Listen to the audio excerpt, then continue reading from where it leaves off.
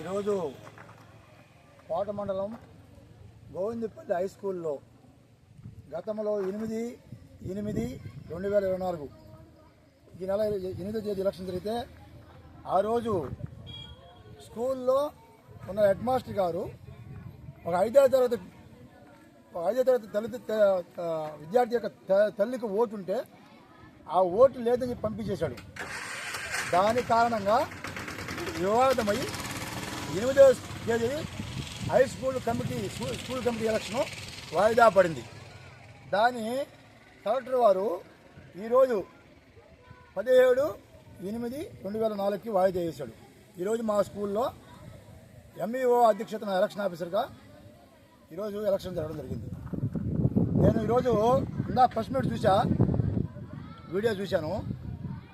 ప్రసాద్ గారు ఇక్కడ కొత్తపట్నం పంచాయతీలో గౌరవనీయులు సునీలన్న గారి ప్రోత్సాహంతో మేమేదో ఈ స్కూల్లో రౌడీజం చేసి తల్లిదండ్రులపై రౌడీజం చేసి వాళ్ళ స్కూల్కి అటెండ్ కాకుండా చేస్తున్నామని చెప్పి, అదే కాకుండా ఇంకా చాలా పనులు సునీలన్న గారి ప్రోత్సాహంతో మేమేదో పెద్ద వీళ్ళకి విఘాతం కలిగిస్తామని చెప్పి ఆయన ఇందాక వీడియో చేయడం జరిగింది.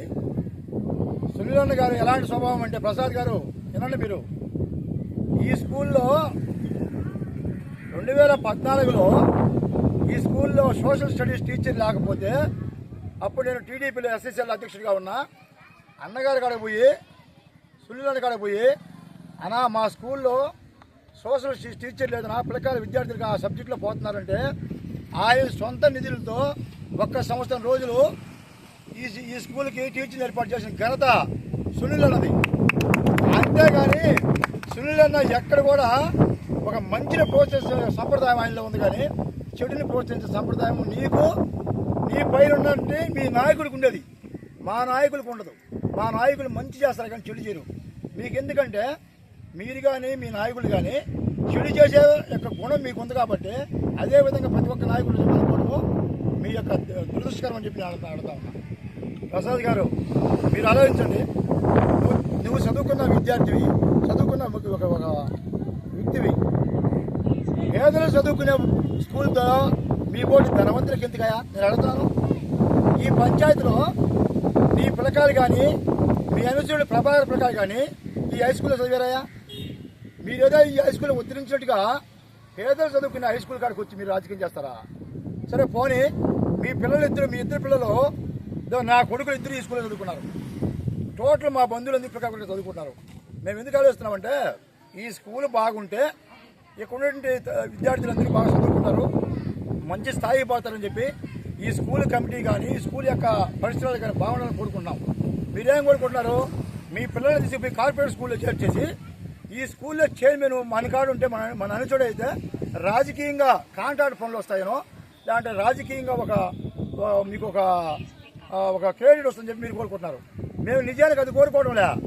High school first on the beginning నుంచి ఇప్పుడు దాకా కూడా తెలుగుదేశం పార్టీలోనే అభివృద్ధి చెందింది.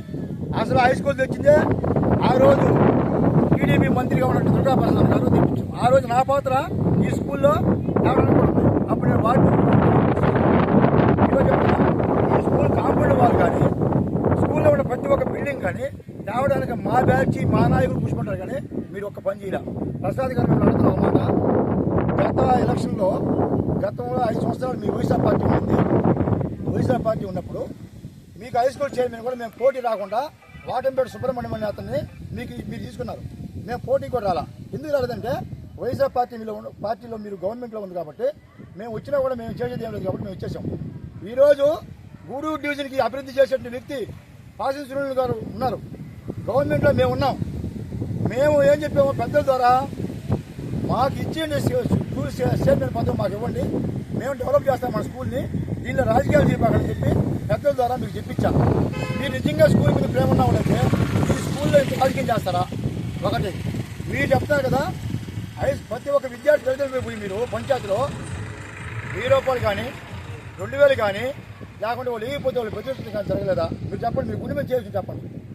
కేవలం మీరు ఒక ఆలోచించండి, తెలుగు కలవాలిగా మీరు విషయం తెలుసు, ఈరోజు స్కూల్ ఎలక్షన్ ఎందుకు ఆగిపోయింది? విద్యార్థి తల్లిదండ్రులే వచ్చి 50 మంది తల్లిదండ్రులు వచ్చి ఈరోజు ఎలక్షన్ ఆఫీసులో ఉన్న ఎంఈఓ గారికి, అయ్యా ఈ స్కూల్లో వైఎస్ఆర్ పార్టీ వాళ్ళు రాజకీయం చేసి కొంతమంది విద్యార్థి తల్లిదండ్రులకు డబ్బులు ఇచ్చి కొంతమందికి బెదిరించి వాళ్ళకి అనుకూలమైన చైర్మన్ పెట్టుకోవాలని చూస్తున్నారు. అందుకని మేము ఈరోజు ఎలక్షన్ బహిష్కరిస్తున్నాము, ఈ ఎన్నికకు మేము బహిష్కరిస్తామని చెప్పి ఎంఈఓ ఒక లెటర్ ఇచ్చి వాళ్ళు వెళ్ళిపోయారు. ఇక్కడ సునీల్ అన్న ప్రోద్బలం వల్ల, ఇలాంటి ఇక్కడ తెలుగుదేశం ప్రోద్బలం వల్ల ఎలక్షన్ ఆగిపోలా. మీ యొక్క నిర్వాహం వల్ల, మీ యొక్క రాజకీయ దుస్థితి వల్ల, మీ వైఎస్ఆర్ పార్టీ వాళ్ళ యొక్క దుస్థితి వల్లే ఈరోజు పేరెంట్స్ స్కూల్కి రాకుండా బాయ్కట్ చేసి ఎలక్షన్ బహిష్కరించారు. దాని కారణంగా ఎలక్షన్ కోడ్ లేక, అంటే మన ఫామ్ లేక ఆగిపోయింది. ఆ విషయం మీకు తెలుసు. ఫారం లేకపోతే సభ జరగదు. ఆ విషయం మీరు సభలో ఉండని చెప్తున్నా, మీరు తెలుసు మీకు. ప్రసాద్ గారు ఇంకో మాట చెప్తున్నా, 19 సంవత్సరాలు నా రాజకీయ చరిత్రని చెప్పావు. ఈ పంచాయతీకి ఏమవుతుందో చెప్పు. ఈ పంచాయతీలో ఎక్కడ పోయినా మేం చేసిన పనులు ఉన్నాయి, మా బ్యాచ్ చేసిన పనులు ఉన్నాయి. నువ్వు చేసిన పనులు చూపించు ఒకటి. ఇదిగో హై స్కూల్కి ఏమైనా చేసావా, లేదా సామాజికంగా ఏ ఊరికైనా 9 అప్లికేషన్లు ఏమైనా పని చేసావా? నీవు చేసిన పని ఏం తెలుసా? ఇక్కడికి వచ్చిన ఇసుక దొంగలకి ఎన్ఓసీలు ఇచ్చావు. ఇక్కడికి వచ్చిన ఇసుక దొంగలకి వాళ్ళు ప్రజాప్రాణ సేకరణ పెట్టి వాళ్ళు నెగ్లెక్ట్గా చేసి మన ప్రాంతంలో ఉన్న ఇసుకనంత దోసుకుంటూ చేసిన ఘనత మీది, మీ బ్యాచ్. మా బ్యాచ్ వాళ్ళు పని చేయలేదే. ఒక ఒక ఒక ఒక చిన్న 5 సంవత్సరాలు మీకు ఇచ్చారు, మీ పార్టీకి ఇచ్చారు. ఈ పంచాయతీలో ఒక్క పేదోడికి ఇల్లు కట్టించావా? ఒక పేదోడికి లోన్ ఇప్పించావా? నా స్పెషల్ మ్యాన్ అంటుంటావు 80 మీటింగ్లో. నీ స్పెషల్ మ్యాన్కి ఎవరికైనా ఒక వాళ్ళు ఇప్పించావా? ఏందే నువ్వు చేసిన ఘనత? ఏం నువ్వు చేసిన ఘనత? సునీల్ అనే అధికారం నీకు ఉందా? అదే సునీల్ భిక్ష పెడితే నువ్వు గత 5 సంవత్సరాలు ఆయనతో కూడా ఉండేవు. మరి ఈరోజు సునీల్ విమర్శించి ఆయన ఏదో చెడుకు ప్రోత్సహించినట్టుగా మేమంతా సునీల్